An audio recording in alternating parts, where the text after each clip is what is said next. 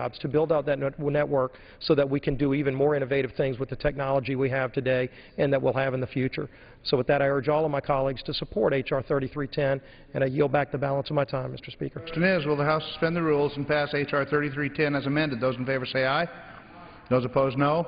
In the opinion of the Chair, two-thirds of those being in the affirmative, the rules are suspended, the bill is passed, and without objection, the motion to reconsider is laid upon the table. For what purpose does the gentleman from Florida seek recognition? Mr. Speaker, I move to suspend the rules and pass H.R. 4201. Report the title of the bill. Union Calendar Number 341, H.R. 4201, a bill to amend the Service Members Civil Relief Act to provide for the protection of child custody arrangements for parents who are members of the armed forces. Pursuant to the rule, the gentleman from Florida, Mr. Stearns, and the gentlewoman from Florida, Mrs. Brown, each will control 20 minutes. The Chair recognizes the gentleman from Florida. Mr. Speaker, thank you. I yield myself as much time as I may consume. Gentleman recognized.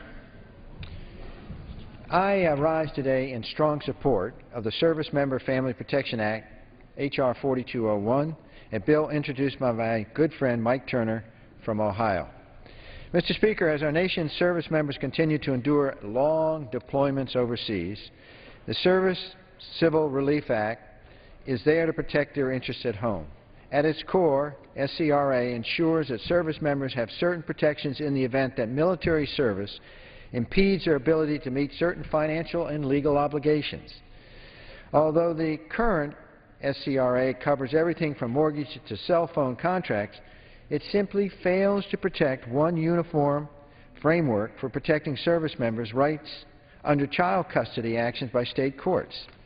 This bill would protect these rights by amending the SCRA to require that if a court gives temporary custody of a service member's child to someone else because of the service member's deployment, the service member has the opportunity to have the previous custody order reinstated upon their return. This would occur unless the court determines that such a move would not be in the best interest of a child. The bill would also prohibit courts from considering the absence or potential absence of a service member from being considered as part of the court's determination of the child's best interest. And finally, my colleagues, the bill ensures that if higher protections than that provided by the bill H.R. 4201 exist under any state law, then the higher standard should be applied. Mr. Speaker, in previous Congresses, members have received anecdotal evidence of service members having to make the difficult decision of choosing between their military career and the legal custody of their children because of rulings made by courts that took their military service into account when assigning custody of the child. Mr. Speaker, I believe that our service members who stand guard in constant defense of our liberties should never have to make this choice. That is why this bill, revision to SCRA, are so critically important to unit morale and our nation as a whole.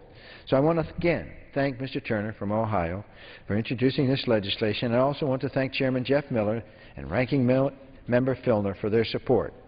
Mr. Speaker, I reserve the balance of my time. Gentlewoman from Florida. Thank you, Mr. Speaker, and members of the House. I rise today as the House of Representatives return from Memorial Day events around the country to honor our nation's servicemen and their families. On behalf of a grateful nation, I want to thank our service men and women for their sacrifice to defend the defense of freedom we all hold so dear. As the President Obama has said, it is important to follow those words with deeds. That's what we must do, what we can for the veterans in the past, present, and future conflicts. I am pleased to have been a member of the Congress in 2009 when the Democratic President, the Democratic House, and the Democratic Senate passed the largest budget in the history of the Department of Veterans Affairs. In addition, we made sure that the VA was not subject to the whims of government shutdown and the subject of the health care budget of the VA to advance appropriation, removing the worries for our veterans that their health care would be available. I am looking forward to the celebration to be held in the end of June to honor the Moffett Point Marines. It is necessary to honor all of the Americans' war heroes' service and sacrifice, and in particular those who served at Moffett Point. The Marines was the last group to integrate who was about to be officially recognized as a rich legacy of our Marine Corps. They answered our nation's call at a time when our society was deeply divided along racial lines. As our service members continue to deploy, we need to ensure that we're doing everything we need to do to help the families. One item that has often been overlooked is the care of our servicemen's children when they are deployed. H.R. 4201 would amend the Servicemen Civilian Relief Act to help protect the children custody rights of service members being deployed overseas. This bill would protect a serviceman's custody rights by requiring that temporary custody order based solely on the serviceman's deployment will be exactly that, temporarily, and when the serviceman returns, the custody order in effect before deployment will be reinstated. This bill provides important safeguards and peace of mind to our servicemen facing overseas deployment and put the interests of the children first. This bill was passed by the House last Congress, and we should do it again. Thank you, Mr. Speaker, and I reserve the balance of my time. Gentleman from Florida. Mr. Speaker, I recognize Mr. Turner from Ohio for as much time as he may consume. Gentleman is recognized. Thank you. Mr. Speaker, unbelievably, across this country, in family law courts, in states, our service members stand before family law court judges who take custody away from our service members upon their return from either previously Iraq or now Afghanistan, based solely on the fact that they were away from their children serving their country. Mr. Speaker, we should not have one arm of the government ordering our service members to deploy and another arm of our government taking their children away from them based upon the fact that they were away servicing their country. One service member, Eva Slusher, who has been a champion of this issue, has said that she did not understand when she got back by law, they had to give her her job back, but by law, no one had to return to her child. Service members risk their lives in support of the contingency operations that keep our nation safe. State courts should not be allowed to use a service member's previous deployments or the possibility of future deployments when making child custody determinations. State courts should not be allowed to use a service member's previous deployments or the possibility when making these child custody determinations. Our bill would amend the Service Members Civil Relief Act to protect service members against this injustice by providing a uniform national standard. The lack of uniform laws creates uncertainty that adversely affects readiness and morale.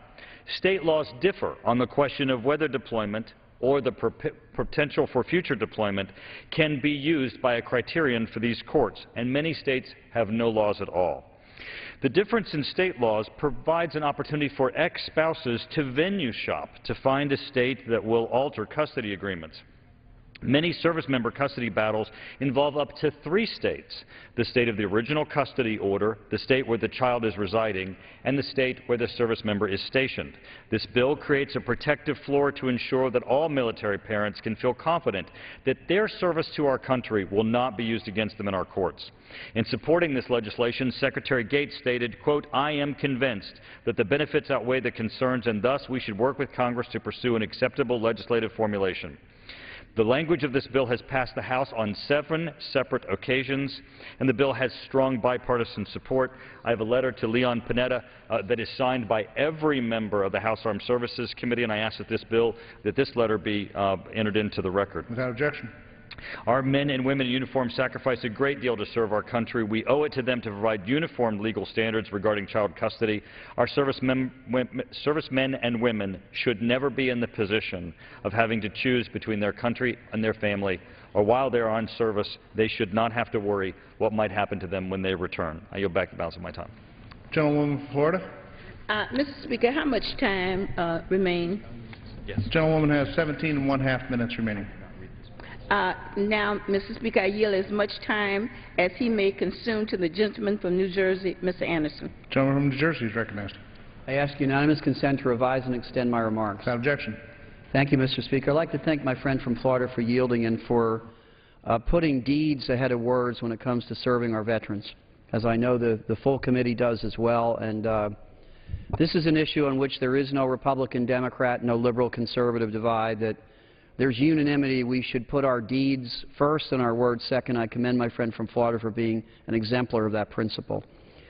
No member of our armed services should ever be told that a custody decision involving their children depends solely on the fact that they have been deployed or will be deployed. Never should that happen. Now, in the past, there's been arguments, frankly, from the other body against this provision on the argument that we must choose between the best interests of the child and the sovereign parental rights of our service members. This is a false and inaccurate choice. This bill starts from the premise that the best interest of the child is the paramount value. It in no way disrupts or subverts any state law in that respect, but it adds to that provision, a provision that must be added by federal law because there must be a uniform standard, since it's the federal government that is deciding whom will be deployed and when. So supplemental to the guiding principle of the best interest of the child is a principle in this bill that says that deployment cannot be the sole reason for a decision to deprive a man or woman of custody of his or her child. Now, it strikes me that this is a complex legal issue. I will confess to that. But morally, this is a distinct, clear, and open issue. We all support the best interests of the child. But I think that we all support, and I think in a few minutes we're going to have a vote that demonstrates that we all support, the principle that the sovereignty of parenthood should not be forfeited by taking the oath of office to serve one's country in uniform. This should never happen. So again, here's what this means. It means that no child would ever be placed in a situation that's not in his or her best interests in the decision of the decision maker of the judge or the court. None of us wants that. But it also means that any state or any judge that says the sole reason that we are depriving a man or woman of custody of his or her son or daughter is because they volunteered to serve their country and followed an order to be deployed or about to follow an order to be deployed. This is morally clear, it is legally correct, and I hope it will be unanimously supported by the ladies and gentlemen of the House. I yield back the balance of my time. Gentleman from Florida. Mr. Speaker, I continue to reserve the balance of my time. Gentleman from Florida. Oh, I don't have any other speakers, so I reserve the balance of my time. You want to close? I yield back. Okay. Gentlelady yields back. Gentlewoman, yield back the balance of her time. Yes, sir. I yield back the balance of my Gentleman from time. Florida. Mr. Speaker, I'll close, use such time as I may consume to say this is a very important bill. Mr. Turner just touched on something that I think I want to bring up again. The language in this bill has passed the House on 7 separate occasions. 6 times as part of the House National Defense Authorization Act in FY 8, 9, 10, 11, 12, and 13. And once, my colleagues, as a standalone bill by voice vote in 2008. And all the while, this bill has had strong bipartisan support. Mr. Speaker, if I can, I urge the United States Senate that upon passage today, our colleagues over there simply take up this bill and the 10 other bills that the Veterans Committee has passed through our committee in the House and pass those also. And with that, I yield back the balance of my time. Question is, will the House suspend the rules and pass H.R. 4201? Those in favor say aye. Those opposed, no. In the opinion of the Chair, 2/3 being in the affirmative. Gentleman from Florida. At this time, I request a recorded vote. Gentlemen, request the yeas and nays. Yes. The yeas and nays are requested. Those in favor of taking this vote by the yeas and nays will rise and remain standing until counted. Sufficient number having arisen, the yeas and nays are ordered pursuant to Clause 8 of Rule 20. Further proceedings on this question will be postponed. Gentleman from Florida. I ask unanimous consent that all members have 5 legislative days in which to revise and extend their remarks and include any extraneous material on H.R. 4201. Without objection.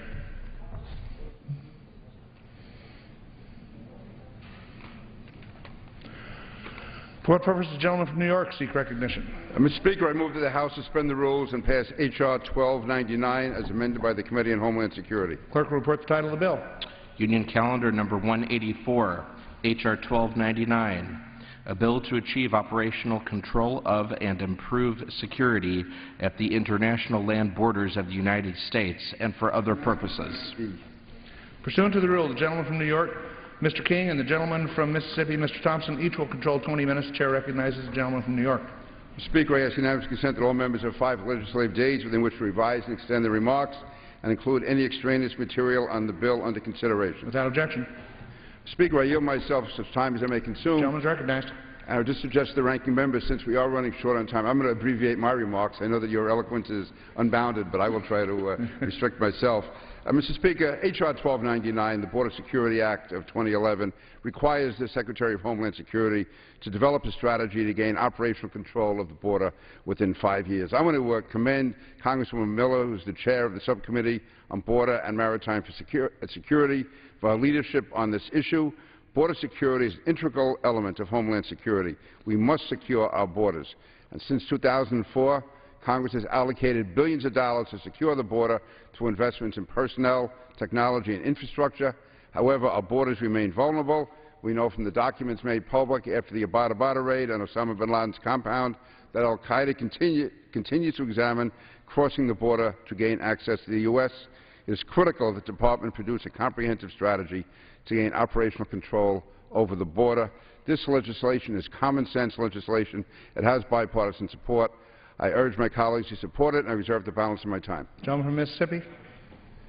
Mr. Speaker, I rise in support of H.R. 1299, the Secure Border Act of 2011, and yield myself as much time as I may consume. Gentleman is recognized.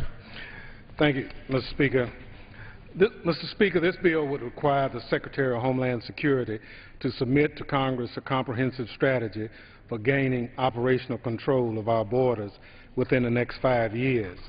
This bill defines operational control as the prevention of all unlawful entries into the United States, including entries by terrorists, other unlawful aliens, instruments of terrorism, narcotics, and other contraband. While this is a laudable goal, it is also extraordinarily ambitious, and the bill authorizes no additional resources to achieve this goal. I am pleased, however, that the bill would require the Secretary to submit to Congress a resource allocation model for customs and border protection, staffing requirements for all land, air, and sea ports of entry. This is important information that our committee has repeatedly requested from CBP on a bipartisan basis, but has not yet received. With that, Mr. Speaker, I reserve the balance of my time. Gentleman from New York. Speaker, I yield as much time as you may consume to the distinguished chair of the subcommittee, the gentlelady from Michigan, Ms. Miller. The gentlelady from Michigan is recognized for such time as she may consume. I thank the gentleman for yielding. And Mr. Speaker, among the enumerated powers of the Constitution, providing for the common defense is, in my mind, the most important responsibility of the Congress. And a key part of the common defense, of course, is ensuring that we secure the nation's borders. H.R. 1299, the Border Security Act, moves the nation closer to a more secure border by requiring the Department of Homeland Security to develop a plan to gain operational control of the border within 5 years. As part of that plan, the Department must account for staffing requirements, investments in infrastructure, and justification and rationale for technology choices and deployment locations. Since 9/11, this nation has spent billions of dollars to increase security along our borders. We've doubled the size of the Border Patrol, built 700 miles of fence, invested in technology such as UAVs and a wide array of surveillance equipment for use along the border. And most of these investments have been worthwhile. But instead of spending money in an ad hoc fashion, the Department of Homeland needs to develop a comprehensive and coherent plan to achieve control of the border while taking into account personnel, technology, and infrastructure needs. The need for a comprehensive strategy is apparent as previous border security efforts succeeded in shifting smuggling and illicit activities from urban areas of the southwest border to more rural and remote areas such as Arizona. However, this balloon effect has only succeeded in shifting the problem.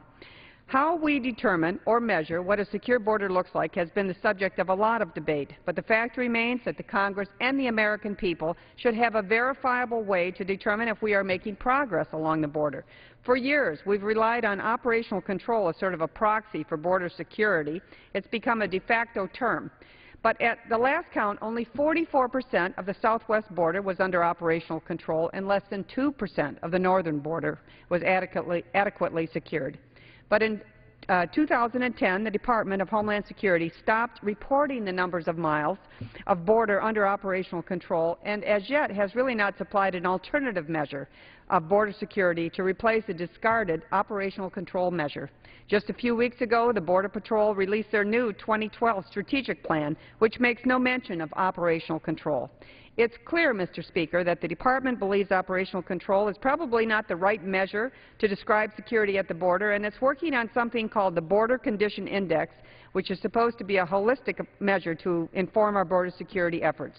And I think we are all open to a new, more robust standard if it supplements operational control and better describes what's happening of security at our border. To this point, I don't think we can automatically assume that this new measure stacks up against operational control. With an issue this important, we just can't change the rules if we don't like the results. So if the Secretary of the Department of Homeland Security decides to use a measure other than operational control, this bill would require that any other measure of border security would be vetted by a national library or a laboratory with prior expertise in border security. I think that boils down to trust but verify. Security along the border is more often than not described in terms of fences and Border Patrol agents, UAVs, and camera towers. However, that's only one side of the story. We also need to increase security at our ports of entry, the conduit to much of the commerce and cargo that sustains our way of life. This bill requires the Secretary to develop a measure which gauges our progress at the points of entry so that when combined with operational control or its successor, we have a very full picture of our border security. Mr. Speaker, the men and women of the United States Border Patrol and the U.S. Customs and Border Protection have a very difficult job, and I know that we all want to thank them for the very hard work that they do in some very demanding conditions to help secure our nation. And certainly it's our hope that the requirement for a comprehensive strategy will inform the Congress and of the resources needs from the Department of Homeland Security and give the men and women on the border the tools that they need and move us toward a more secure border, both at and between the ports of entry. I certainly would encourage all of my colleagues to support this bipartisan legislation, and I yield back the balance of my time. Gentleman from Mississippi. Mr. Speaker, I have no more speakers if the gentleman from New York is prepared to close. Ranking Member, I have one further speaker, gentleman from Texas. Gentleman from New York. Gentleman from Texas for 3 minutes. Gentleman's recognized for 3 minutes. Thank you, Mr. Chairman. Thank you for yielding the time. Appreciate Ms. Miller offering this legislation. Having been a resident in Texas, a border state with Mexico, see firsthand the situation on the border. We hear everything politically from the border is safe to it's a war zone or somewhere in the middle. We actually do have a border security problem. Just a couple of statistics to show you how the border is so porous. In our federal penitentiaries, there is a group of people called criminal aliens. These are people who are illegally in the country and commit a felony in the United States. 25% of the people in our federal penitentiaries are criminal aliens, illegally in the country, convicted and sent to our federal penitentiaries. I regularly go and visit with our border sheriffs, and I ask them periodically, how many people in your jail are foreign nationals? The latest statistic the 17 border sheriffs in Texas gave me was 34.5% of the people in our jails are foreign nationals. So yes, crime comes into the United States is just one aspect of the lack of border security. But there is more. I recently met with some ranchers down on the southwest border. The ranch owner of this ranch on the border comes out to meet me, and he's wearing a bulletproof vest. Yes, he has to wear a bulletproof vest on his own land because the drug cartels come through his land and it's dangerous. Just one more example of the porous border that we have. And most recently, to show that the border is porous, that what happens in Mexico doesn't stay in Mexico, is a couple of weeks ago there was a family in our church back in Texas who had this problem. Their cousins in Mexico had been kidnapped by the Zeta drug cartels and held for ransom. The family here in the United States and Texas paid the ransom to get the two cousins back. The drug cartels, the Zetas, they murdered them anyway. So we have the problem of kidnappings taking place, we have the problem of extortion, we have the problem of cross-border crime, but it's all because of the fact that the border needs to be more secure than it is. And a plan is a good idea. A plan to actually address all of these issues of a porous border is something that's long overdue, but I'm glad to see that we're moving in that direction to have a plan so we know exactly what will take place and how we will protect our borders, which, after all, is the job of the federal government is to protect the national security. And with that, I yield back. Thank you. Gentleman from Mississippi. Mr. Speaker, I have no speakers. Further speakers. The gentleman from Mississippi has no further speakers. Close once you close. Gentleman from Mississippi. Thank you, Mr. Speaker.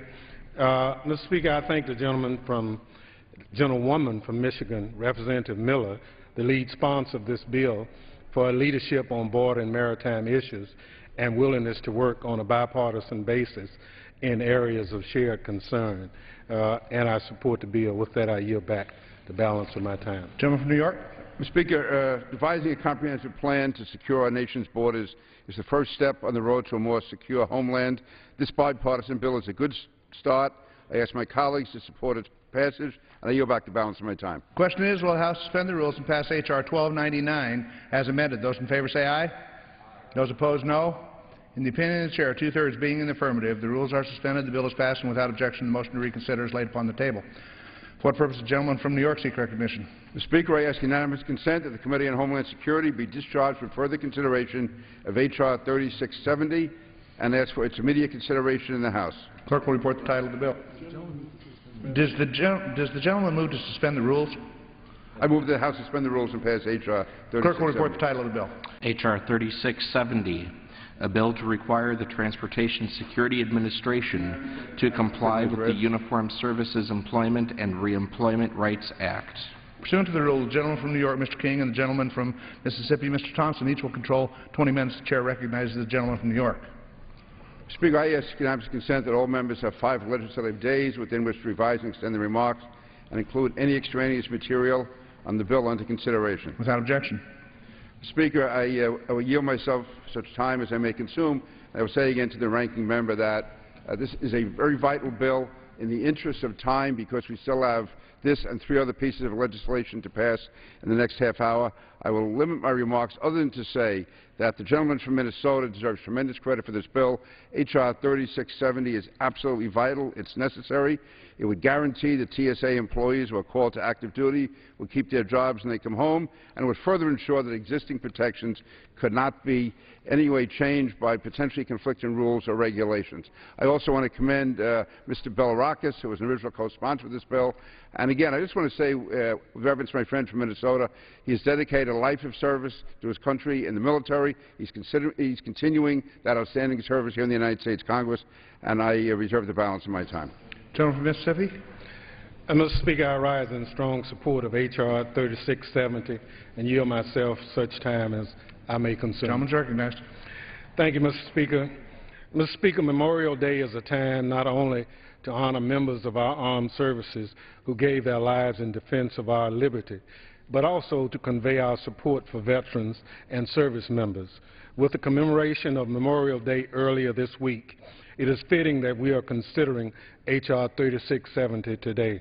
H.R. 3670, by conferring job protections for service members, conveys our commitment to help reservists and other members of the uniformed services return to civilian life. Specifically, the bill would ensure that the protections afforded under the Uniformed Service Employment and Reemployment Rights Act apply to Transportation Security Administration employees and applicants, just as they do everywhere in the public and private sector. Mr. Speaker, I'd also like to acknowledge TSA's leadership in hiring veterans. Currently, veterans make up over 23% of TSA's workforce. I would encourage my colleagues and the general public to keep that number in mind when they encounter a TSA worker at an airport checkpoint. This is there's 1 in 4 chance that the person conducting the screening is a veteran and deserves the respect and appreciation commensurate with that title. With that, Mr. Speaker, I reserve the balance of my time. Gentleman from New York. I yield 3 minutes to the gentleman from Florida, Mr. Stearns. Gentleman from Florida is recognized for 3 minutes. Thank you, Mr. Speaker, and I thank Chairman King for the time. I also rise today in strong support of H.R. 3670. a bill introduced by my good friend Mr. Waltz from Minnesota. This bill extends employment protections to employees of the Transportation Security Administration by making them subject to the Uniform Service Employment and Reemployment Rights Act, or USERRA. USERRA is a law that protects the reemployment rights of service members so they are able to keep their jobs, benefits, and seniority in their civilian jobs after serving on active duty. When TSA was created soon after 9/11, it was given a USERRA exemption to allow the agency to hire new employees without delay for airport screening. There is no evidence that applying USERRA to TSA will impede TSA's mission of protecting our nation's air travel system. In fact, bringing TSA under USERRA will strengthen their ability to recruit and retain highly qualified veterans. I would note, Mr. Speaker, that in testimony submitted for the record on this bill, H.R. 3670, TSA stated that its current practices already conforms to the requirements that H.R. 3670 would put into statute. Therefore, enactment of H.R. 3670 would ensure existing protections could not be weakened by a change in administration rules or regulations. So I want to thank my good friend Mr. Waltz for introducing this legislation, and I also thank Chairman Jeff Miller of Florida and Ranking Member Filner of California for their support, and I thank Mr. King, and I yield back the balance of my time. Gentleman from Mississippi. Mr. Speaker, I yield such time as he may consume to the original sponsor of the legislation under consideration, the gentleman from Minnesota, Mr. Waltz. Gentleman from Minnesota is recognized for such time as he may consume. Thank you, Mr. Speaker, and I thank the gentleman and the chairman for bringing this bill to the floor. More importantly, I thank you both for your unwavering defense of this nation in smart policy and an unwavering commitment to make sure we get it right. I, like my colleagues and millions of other Americans, spent Monday at Memorial Day observances. That's a day we give thanks to those brave patriots who gave the supreme sacrifice so we could all live in freedom. But as the gentleman from Mississippi also said, it's also a time to think of the responsibility we have for those who served and come back. Our responsibility to our veterans is our nation's highest moral responsibility. After years of war, we have millions of returning veterans who deserve our respect and support. This piece of legislation helps us keep a promise to those brave warriors. As you heard from my colleagues, the Uniformed Services Employment and Reemployment Rights Act was passed by this Congress, a smart piece of legislation in 1994. Very simple. It says if you serve this nation in uniform, you will not be disadvantaged in your civilian sector job, you will have prompt reemployment when that service is done, and you will not be discriminated against because of current or past military service. It's keeping that commitment. If you put your life on the line, you put your health on the line, you shouldn't have to sacrifice your career progression against your peers just because you are willing to serve this nation. That piece of legislation was also very clear also. The federal government should be a model employer. And also, as the gentleman from Mississippi stated, TSA has a very important job of securing this nation. They have done a wonderful job of hiring veterans. The issue at hand here is asking TSA to abide by the same rules as countless other agencies have. There is not a police force, a firefighting force, a school, or a private employer that hasn't sent a guardsman or a reservist off to do duty. They've had to change schedules and bring them back. In many small towns in my district, when you get a call up for the National Guard unit, most of the police department is gone with them. They've figured out how to do this, and they've done it by abiding by USERRA when they've came back home and welcomed them back. It's absolutely unconscionable that TSA wouldn't, and as the gentleman, Mr. Stearns from Florida, noted, they say they're already complying with most of the regulations. They've had time to adjust to this. We need to make sure at a time of high unemployment against our veterans that we, of all people, the federal government, throws up no barriers in front of them, but welcomes them back, replaces them in their jobs, and moves them forward. That's not only morally the right thing to do, that's the right thing to do for national defense. These are our best and brightest willing to put their lives on the line. I want them at the front lines at our airports and ports and other places, and we should get them back into it. So I want to thank these two gentlemen for their unwavering work, also the chairman of the VA, Mr. Miller, and Mr. Filner, and as was stated earlier, an absolute champion of veterans' rights, Mr. Bill Arakis, who is the original co-sponsor of this. With that, I yield back the balance of my time. Gentleman from New York. Speaker, I have no further speakers. Gentleman from Mississippi.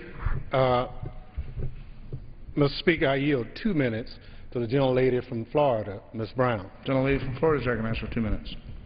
Thank you, Chairman King and Ranking Member Thompson. for bringing this bill to the floor as we return from Memorial Day events with our constituents. When the TSA was formed in the wake of 9/11, the worst terrorist attack in the history of the United States, Congress was attempting to consolidate many of the nation's security duties that were spread out over all of the departments. We were dedicated to the proposition that this event should never be repeated. Our response was quick, that our civilian transportation system should never be used for attack ever again.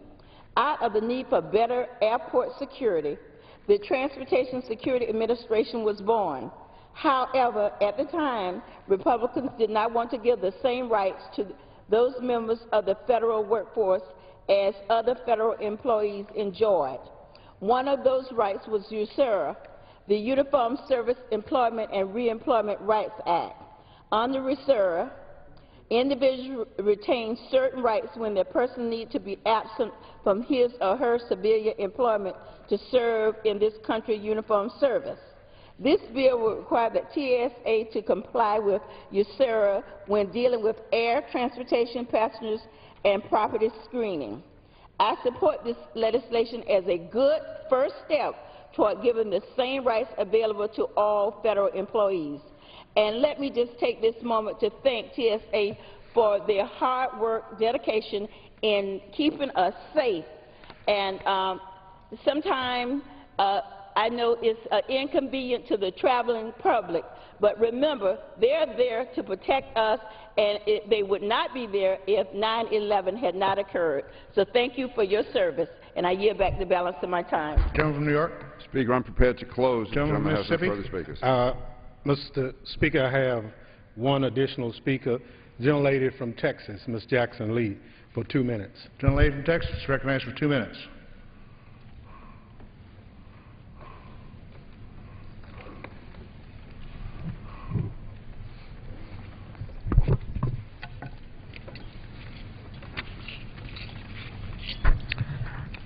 Mr. Chairman, I thank you for yielding. Mr. Speaker, thank you, and I thank the chairman of the full committee and the ranking member. As the ranking member of the Transportation Security Committee, it's my privilege to rise to support HRES 1299. And let me thank the author of the bill, gentleman from Minnesota, for his leadership. He is always speaking eloquently but fighting for our veterans, and we thank you very much both for your service and your leadership. And also to thank the gentlelady from Florida for her kind and astute remarks regarding the importance of TSA. In the last 24 hours, there was a breach of security in San Diego when an individual went through a secured door and boarded a plane. The immediate response for some of the commentators was, what was TSA doing? I think the only comment is they were doing their job, and that breach obviously occurred before any entering into the secured area, but it tells us how important TSA really is in being on the front line of securing this nation and being part of the team that has allowed us to not have a tragic incident on our soil since 9/11. And so it is important to have the TSA comply with the Uniformed Services Employment and Reemployment Act. The Uniformed Services USERRA and Reemployment Act, USERRA, ensures that our valued citizens who serve or have served in the Armed Forces, Reserves, National Guard, or other uniformed services are not disadvantaged in their civilian careers because of their service. They deserve this protection. Under current law, the TSA is not required to comply with certain provisions of federal labor laws, including USERRA. This is not right. Currently, the TSA, which has more than 50,000 employees, is not required to hold positions and promotions for employees who are called away from military service. 10,000 veterans serve on the TSA's workforce. That is 1/5 or 20% of their entire workforce. The head of my airport, Bush Intercontinental Airport, may I have an additional minute? Bush Intercontinental Airport, Colonel Tester, is a retired military. The law specifies certain rights for individuals who serve in the uniformed services, including those in the reserves or the National Guard who are called to duty. I join with my colleagues to support this legislation to ensure that TSA complies with USERRA. Just 2 days ago, we celebrated Memorial Day, And I would offer to say that we must continue to support our veterans, but also mourn those who are lost. But in their name, it's important to support this legislation, and I yield back my time. Gentleman from Mississippi. Mr. Speaker, I'm prepared to close. I'm prepared to close once the gentleman does. Mr. Speaker, H.R. 3670 enjoys bipartisan support of both Committee on Veterans Affairs and the Committee on Homeland Security, and deserves the support of the full House today. With that, I yield back. Gentleman from New York. Mr. Speaker, it's only because of the late hour. We have 3 more pieces of vital legislation to pass in the next 15 and 20 minutes that I'm not speaking at length on this issue because it's so vital, and I thank the gentleman from Minnesota for it. But I urge the members to support the bill, and I yield back the balance of my time. Question is, will the House suspend the rules and pass H.R. 3670? Those in favor say aye. Those opposed, no. In the opinion of the Chair, 2/3 being in the affirmative, the rules are suspended, the bill is passed, and without objection, the motion to reconsider is laid upon the table. For what purpose does the gentleman from New York seek recognition? Speaker, I move that the House suspend the rules and pass H.R. 2764 as amended by the Committee on Homeland Security. Clerk will report the title of the bill. Union Calendar number 326, H.R. 2764, a bill to amend the Homeland Security Act of 2002 to establish weapons of mass destruction intelligence and information sharing functions of the Office of Intelligence and Analysis of the Department of Homeland Security, and to require dissemination of information analyzed by the Department to entities with responsibilities relating to Homeland Security and for other purposes. Pursuant to the rule, the gentleman from New York, Mr. King, and the gentleman from Mississippi, Mr. Thompson, each will control 20 minutes. The Chair recognizes the gentleman from New York. Speaker, I ask unanimous consent that all members have 5 legislative days within which to revise and extend their remarks and include any extraneous material on the bill under consideration. Without objection. In addition, I ask unanimous consent that the Congressional Budget Office score, while it was not available at the time the committee filed a report, that score be submitted for the record. Without objection. Speaker, I yield myself as much time as I may consume. Gentleman is recognized. Speaker, I want to commend Representative Meehan, who is the chairman of the subcommittee on counterterrorism and intelligence on this matter. This basically ensures that the intelligence and analyses of chemical, biological, radiological, and nuclear threats are a priority for the Department of Homeland Security. Again, because of the time constraints, I will urge support for the measure and reserve the balance of my time. Gentleman from Mississippi. Mr. Speaker, I rise in support of H.R. 2764, the WMD Intelligence and Information Sharing Act of 2011, and yield myself as much time as I may consume. Gentleman is recognized. Mr. Speaker, this bill strengthens information sharing at all levels of government with regard to chemical, biological, radiological, and nuclear terrorist threats. In the decade since the attacks on September 11, 2001, concern about an attack on U.S. soil with weapons of mass destruction or dirty bomb have come in sharp focus. Specifically, concerns that terrorists and other rogue actors may want to access loose nuclear materials from the former Soviet Union or even weaponized biological agents that originated from stockpiles of now toppled authoritarian regimes have grown. This bill also requires DHS to coordinate with other components in the intelligence community and other federal, state, local, and tribal authorities to provide recommendations on information sharing. I would note for the record, Mr. Speaker, that the committee approved on a bipartisan basis the Pasquale WMD bill earlier this month. I look forward to seeing this measure, which was endorsed by a bipartisan commission, considered on the House floor in the very near future. With that, I reserve the balance of my time. Gentleman from New York. Mr. Speaker, I yield such time as you may consume to Representative Meehan, gentleman from Pennsylvania, who is chair of the subcommittee on counterterrorism and intelligence. Gentleman is recognized for such time as you may consume. Thank you, Mr. Chairman. I thank you for yielding, and I thank you for your kind words, and I thank the ranking member for his kind words in support of this important amendment. And I urge support for H.R. 2764, which provides, has been explained, important guidance for the weapons of mass destruction and intelligence sharing functions of the Department of Homeland Security. Now, this work has been built on a framework of important work, the roots of which were set with former Senators Bob Graham and Jim Talent, who were charged by a previous Congress just 2 years ago with establishing a Weapons of Mass Destruction Commission. And they found that unless decisive action was taken, it was their prediction that a WMD attack would occur somewhere in the world by 2013.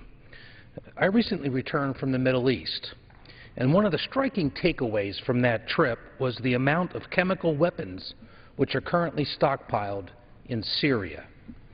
Similar concerns have been expressed about missing Libyan chemical weapons stockpiles. And obviously the great fear of all is that these weapons will get into the hands of al-Qaeda terrorists or others during times of great instability. We also can't forget the world's top state sponsor of terrorism, Iran, which has explicitly stated that it would use nuclear weapons to wipe Israel off the map. Al-Qaeda has reportedly made efforts to acquire what we call chemical, biological, radiological, and nuclear materials, or CBRN, to make weapons of mass destruction in the past. Osama bin Laden's death should not create an atmosphere of complacency. In fact, with multiple affiliate networks around the world targeting of the United States homeland and interests, it is important that we remain as vigilant as ever. Al-Qaeda is now led by Ayman al-Zawahiri, bin Laden's longtime second-in-command, and the possibility of a WMD terrorist attack cannot be overstated.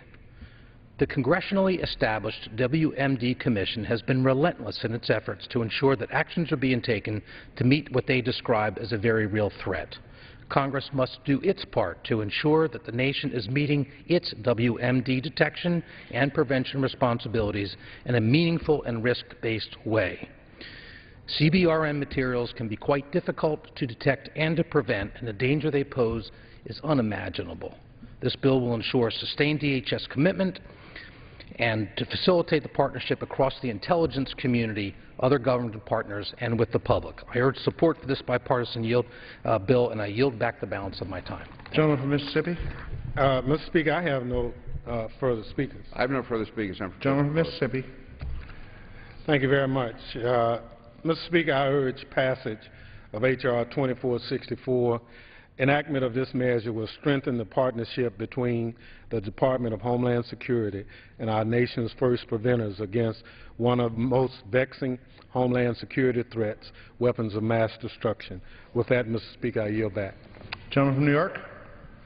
Mr. Speaker, Representative Meehan has spent a great deal of time studying various threats to the homeland, including al-Qaeda in the Arabian Peninsula, the Pakistani Taliban, Hezbollah, and Boko Haram. He fully understands the threat to the U.S. homeland and why this legislation is so vital.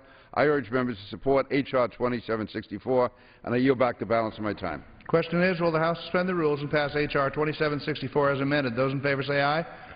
Those opposed, no. In the opinion of the Chair, two-thirds being in the affirmative, the rules are suspended, the bill is passed, and without objection, the motion to reconsider is laid upon the table.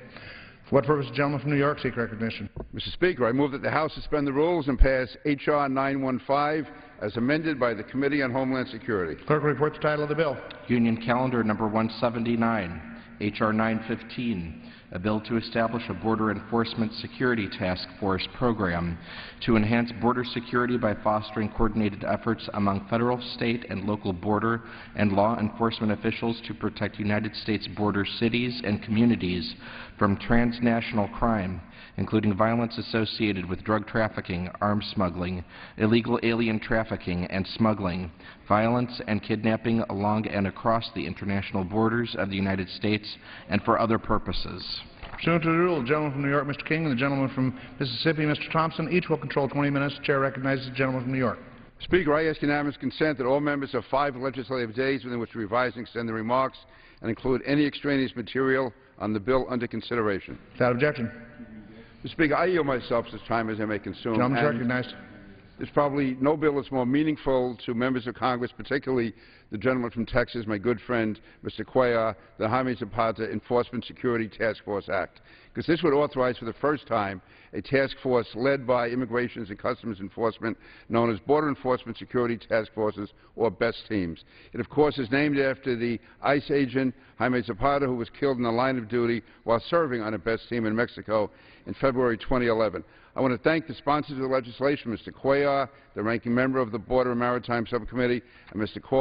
McCall of Texas, the chairman of Oversight, Investigations and Management Subcommittee, for the dedicated work on this bipartisan bill. And again, only in the interest of time, I reserve the balance of my time. I abbreviate remarks and reserve the balance of my time. Gentleman from Mississippi.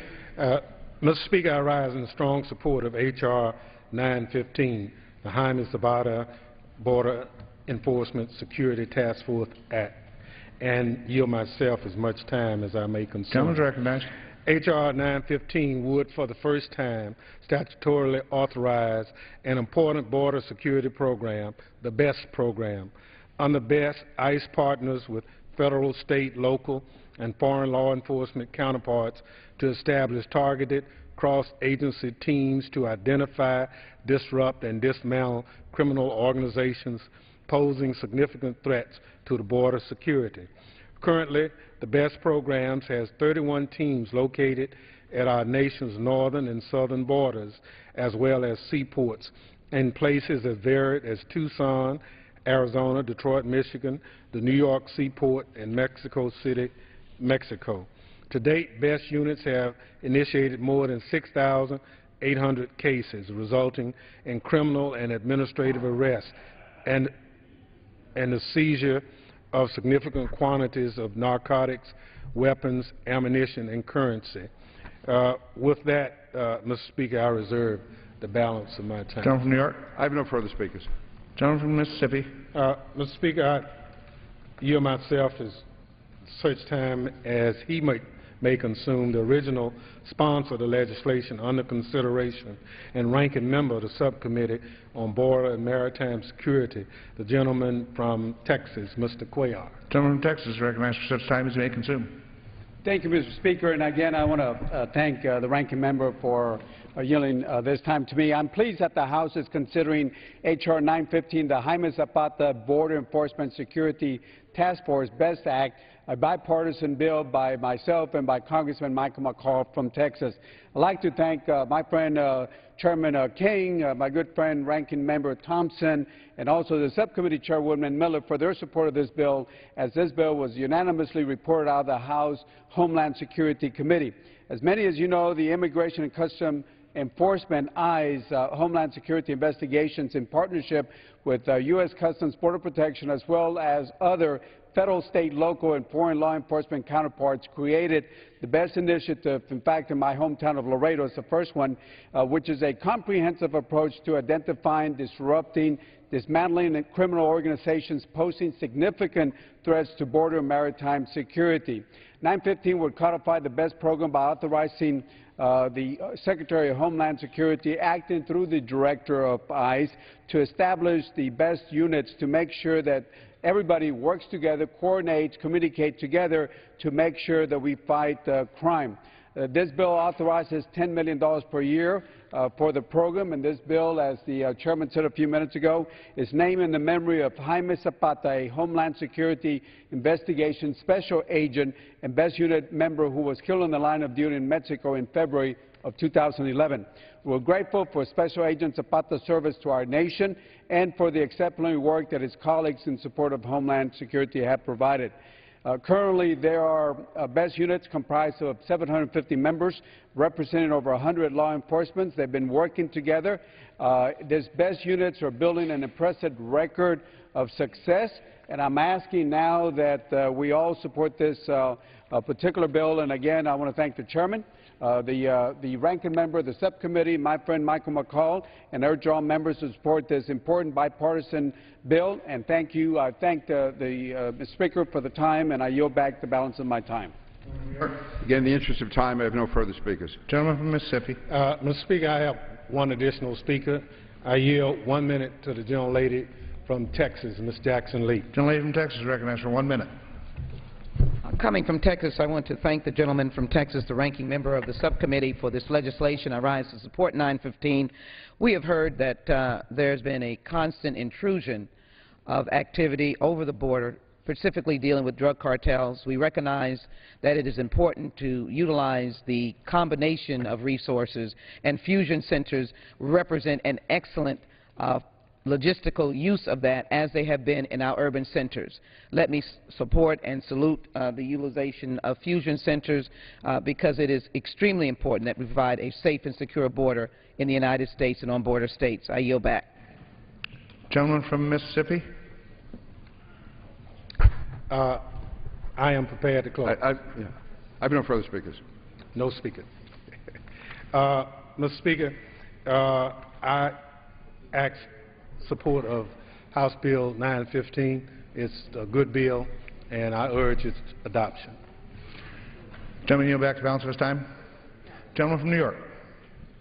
Mr. Speaker, I want to thank the gentleman from Laredo, Mr. Cuellar, for introducing this bill, for his outstanding work on the committee, and also my good friend, Mr. McCall, for their co-sponsorship of the legislation. I urge my colleagues to support the bill, and I yield back the balance of my time. Question is, will the House suspend the rules and pass H.R. 915 as amended? Those in favor say aye. Those opposed, no. In the opinion of the Chair, two-thirds of those being in the affirmative, the rules are suspended, the bill is passed, and without objection, the motion to reconsider is laid upon the table. For what purpose does the gentleman from New York seek recognition? Speaker, I move the House suspend the rules and pass H.R. 3140 as reported by the Committee on Homeland Security. For a recorded vote. Does the gentleman ask for the yeas and nays? Yes. Yeas and nays. Yeas and nays are requested. Those in support of taking the vote by the yeas and nays will rise and remain standing until counted. Sufficient number having arisen, the yeas and nays are ordered pursuant to Clause 8 of Rule 20. Further proceedings on this question will be postponed. Now the gentleman from New York. Move the House suspend the rules and pass H.R. 3140 as reported by the Committee on Homeland Security. Clerk will report the title of the bill. Union Calendar number 327, H.R. 3140, a bill to amend the Homeland Security Act of 2002 to direct the Secretary of Homeland Security to prioritize the assignment of officers and analysts to certain state and urban area fusion centers to enhance the security of mass transit systems. Pursuant to the rule of the gentleman from New York, Mr. King, and the gentleman from Mississippi, Mr. Thompson, each will control 20 minutes. The Chair recognizes the gentleman from New York. Speaker, I ask unanimous consent that all members have 5 legislative days within which to revise and extend their remarks and include any extraneous material on the bill under consideration. Without objection. Speaker, I yield myself such time as I may consume. Gentleman is recognized. And again, only in the course of the shortness of time, I will keep my remarks brief, but this bill amends the Homeland Security Act of 2002, and it directs the DHS Secretary to make it a priority to assign officers and intelligence analysts to participate in state and urban area fusion centers located in high-risk jurisdictions with mass transit systems. I would like to thank Congresswoman Speer and Chairman Meehan for the dedicated work in this area, and I reserve the balance of my time. Gentleman from Mississippi. Thank you. Mr. Speaker, I rise in support of H.R. 3140, the Mass Transit Intelligence Prioritization Act, and yield myself as much time as I may consume. Gentleman is recognized. Thank you, Mr. Speaker. Mr. Speaker, as ranking member on the Committee of Homeland Security, I've observed that mass transit systems over the years have consistently been a target for terrorist groups, including Al-Qaeda. H.R. 3140, the Mass Transit Intelligence Prioritization Act, requires the Secretary of Homeland Security to prioritize the assignment of mass transit intelligence analysis, including from TSA to state and local fusion centers with major mass transit systems in their jurisdiction. In short, this is a common-sense bill that would enhance security for the mass transit systems of our nation by improving the sharing of information, and I urge my colleagues' support of it. With that, Mr. Speaker, I reserve the balance of my time. Gentleman from New York. I reserve. Gentleman from Mississippi.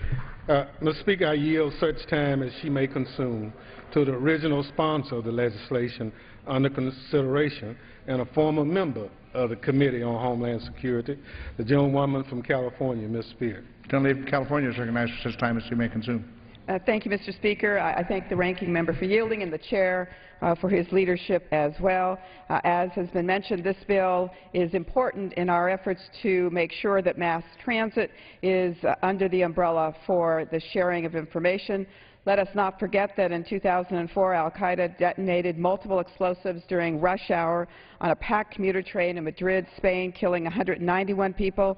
A little more than a year later, in London, a terrorist cell linked to al-Qaeda carried out 4 suicide bombings, 3 of them on the London Underground, killing more than 50. To date, the United States has not experienced the death and destruction associated with dirty bombs of mass transit attacks. But that does not mean that we haven't had close calls. In fact, in September of 2009, Najibullah Zazi was arrested in New York City for allegedly plotting to blow up New York City subways. In October 2010, the FBI arrested a man who was plotting a large-scale attack here in Washington, D.C. on the metro system.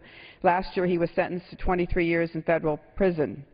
Most recently, we learned through documents taken from the compound of Osama bin Laden following the successful Navy SEAL raid that al-Qaeda was plotting to attack U.S. mass transit systems to commemorate the 10th anniversary of 9/11.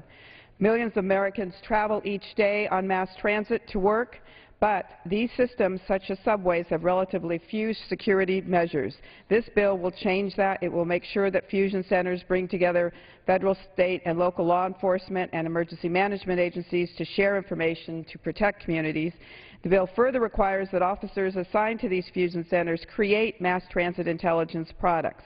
One of the key lessons of 9/11 is that information sharing is key to terrorism prevention. I urge my colleagues to support this measure. The CBO has determined that this bill would have no significant impact on the budget. I also would like to pay special respect to the chair of the Counterterrorism and Intelligence Subcommittee, the gentleman from Pennsylvania who I enjoyed immensely working with. And I yield back the balance of my time. Gentleman from New York. I have no further speakers. Gentleman from Mississippi. Mr. Speaker, I have no speakers. If the gentleman from New York has no more speakers, then I'm prepared to